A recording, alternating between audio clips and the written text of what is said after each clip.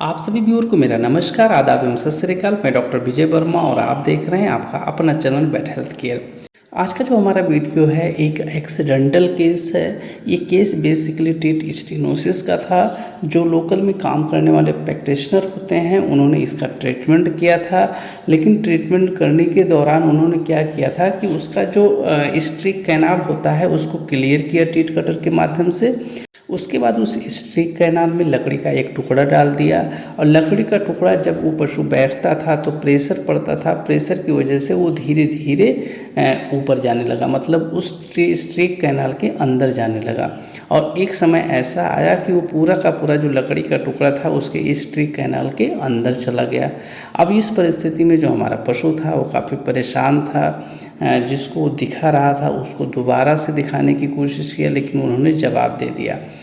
आसपास के और सारे जो डॉक्टर थे उनको दिखाया, लेकिन इसको कोई आराम नहीं मिला।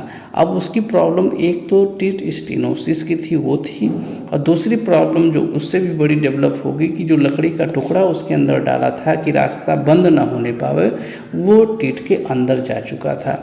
इस वीडियो के माध्यम से हमारे जितने भी व्यूअर हैं अगर फील्ड में काम करने वाले कोई हैं तो मेरा सबसे उनको यही सलाह है, कभी भी टिट स्टेनोसिस का केस हैंडल जब आप कर रहे हों तो टिट कटर का जब आप उपयोग करके उसके बाद लकड़ी का टुकड़ा तो कतई उसमें ना डालें।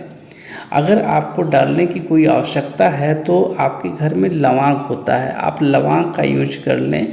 जो उसका नुकीला पोर्शन होता है वो अंदर की तरफ डाल दीजिए और जो फूल वाला पोर्शन होता है उसको बाहर रहने दीजिए।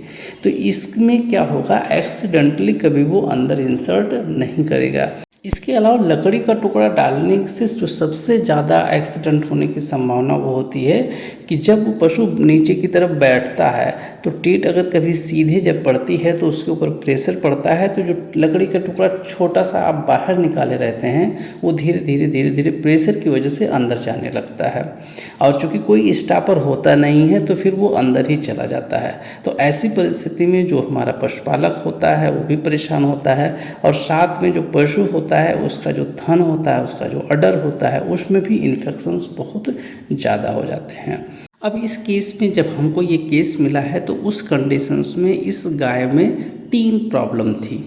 पहली प्रॉब्लम टिट स्टेनोसिस का था, दूसरी प्रॉब्लम उस लकड़ी की वजह से इसके अडर में इन्फेक्शन हो गया था और इस टिट का जो पूरा का पूरा जो मिल्क था वो फट गया था, मतलब मेस्टाइटिस इस थन में हो गया था। और तीसरी प्रॉब्लम जो हमारी थी कि उस लकड़ी को बाहर करना था। तो ये 3 काम थे जो इस केस में जब तक हमारा कंप्लीट नहीं होगा तब तक कि केस हमारा कंप्लीट नहीं होगा।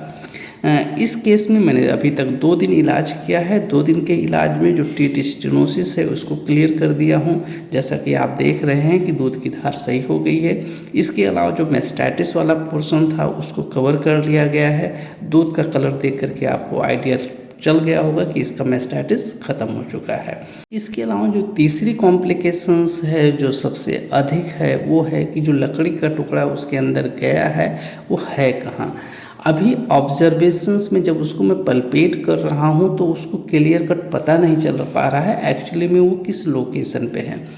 इससे पहले जो पशुपालक था वो बता रहा था कि हाँ साहब, जब इस जगह पे मैं टच करता था तो जो लकड़ी का टुकड़ा था वो महसूस होता था, लेकिन इस समय वो जगह जो है वो महसूस नहीं हो रहा है।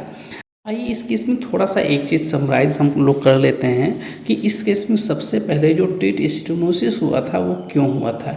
इस एनिमल्स का एक्चुअली में जो अडर का साइज है वो ठीक ठाक अडर का साइज है, चूँकि ये दूध ज़्यादा मात्रा में देती है। और इनके यहाँ का जो फर्श आप देख रहे हैं ये पूरी पूरी कंक्रीट से बनी हुई है। इस परिस्थिति में क्या होता है कि जब पशु में जो दूध उतरता है या वैसे भी एक्सीडेंटली जब कई बार एकाएक पशु बैठता है तो कई बार जो टीट होता है अगर वो मुड़ जाता है या जो टीट की जो मुंह होता है अगर वो किसी गिट्टी के ऊपर पड़ जाता है या कोई निकोले पार्ट के ऊपर पड़ जाता है तो प्रेशर की वजह से वहाँ पे क्रशिंग हो जाती है। क्रशिंग के अलावा कई बार जो जब प्रेशर पड़ता है, जब उसका जो टीट कैनाल होता है, जब उसका मुंह ओपन हो जाता है तो कई बार बाहर का जो इन्फेक्शन होता है वो भी अंदर चला जाता है और जिसकी वजह से वो टीट कैनाल में इन्फेक्शन क्रिएट करता है। तो उस कंडीशंस में आप देखेंगे कि पूरी लंबाई में उसका जो टीथ कैनाल होगा उसमें आपको स्वेलिंग मिलेगी, और जब आप पल्पेट करेंगे तो क्लियर कट आपको पल्पेशंस भी मिलेगा। एक्चुअली में इस केस में हुआ ये है कि जब इसके टीथ में क्रशिंग हुई, क्रशिंग की वजह से इसका जो दूध निकल रहा था उसमें प्रॉब्लम क्रिएट होने लगा। तो पशुपालक खुद कई दिनों तक लकड़ी का टुकड़ा डाल करके उसके रास्ते को क्लियर करके और अपना जो दूध था वो निकालता रहा। अब इसमें हुआ क्या कि ये जो पशुपालक था, जो लकड़ी का टुकड़ा बार बार अंदर डाल रहा था, खुद इन्फेक्शन को बाहर से अंदर ले जा रहा था, और जिसकी वजह से उसका जो पूरा का पूरा टीथ कैनाल था उसमें भी इन्फेक्शन हो गया। पहले तो ऑब्स्ट्रक्शन थोड़ा था, लेकिन धीरे धीरे जैसे जैसे इन्फेक्शन फैलता चला गया, टीथ कैनाल में स्वेलिंग ज़्यादा आने लगी, वैसे वैसे पूरा का पूरा जो मिल्क था वो बंद हो गया, क्योंकि रास्ता पूर्ण रूप से बंद हो गया था, ऑब्स्ट्रक्शन कंप्लीट हो गया। अब ये कंप्लीट ऑब्स्ट्रक्शन की स्थिति में जो दूध अंदर फंसा हुआ है उसकी वजह से वहाँ पे मेस्टाइटिस होना शुरू हो गया। तो एक प्रॉब्लम पहले टीथ स्टेनोसिस का था, उसने खुद बढ़ा करके उसको एक और स्टेप पे ले गया मेस्टाइटिस में। उसके बाद जब प्रैक्टिशनर आया और उसने अपना काम किया और लकड़ी का टुकड़ा डाला, तो लकड़ी का टुकड़ा जब अंदर चला गया तो एक और काम बढ़ गया कि लकड़ी का टुकड़ा अंदर चला गया, अब वो कैसे बाहर होगा। तो एक्चुअली में इस केस में अभी तक टीथ स्टेनोसिस को कवर कर लिया गया है, उसके मेस्टाइटिस को कंट्रोल कर लिया गया है। अभी लकड़ी के टुकड़े का भविष्य क्या हुआ, इसके नेक्स्ट वीडियो जब मैं बनाऊंगा तो आपको बताऊंगा कि उस लकड़ी के टुकड़े को कैसे हमने बाहर निकाला। इतनी देर तक हमसे जुड़ने के लिए आप सभी व्यूअर का बहुत बहुत धन्यवाद। जय हिंद, जय भारत।